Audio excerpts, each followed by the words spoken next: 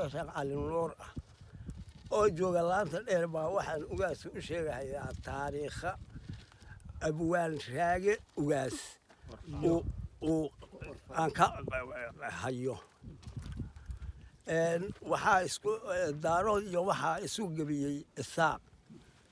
markaas uu kolkii isku weeday nin isaaq hiyuu yiri shan buurood dhagaxood iyo shan badood biyahood shan baabuur birahood iyo shan halaad lafahood iyo shan hablood muhirkood shaamayda aan ka dhashay safka ree Axmed Maxmuud iyo Xariya taa kala sheego shaacirkeeda yaqaanabu shaaga ugaas baa loo doonay dhagax madow oo laga soo qaaday barqinkii dambe isoo qabtay la fadhiya soo galay wuxuu yiri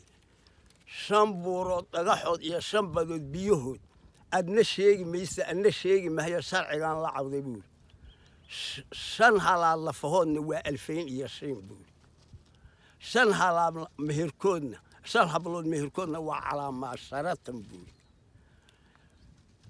shan baabuur birahoodna nimanka ka shaqeeyay Ingiriis kala shoog buu ana waxaan leeyahay buu 7,000 iyo 700 iyo 770 oo taabtan iyo cay oo dhiig wada tiix oo la isku weetogan oo tiriya baan sheegtay waas dool baa ka qaaday oo u diiday waa la isku jabay kii ay wada gabi hayeen baa bal aad maanta xigmaysa la baxay wuxuu yiri raago ana qaba maanta macsuumkaaga aan israacan wuxuu yiri warshanta koorka iyo qaadiga waxa in loo shumay shaydaan abeesada wuxuu xaawo ugu sheegay muslim bay loo wada sheeganay shaanqa waxa doosh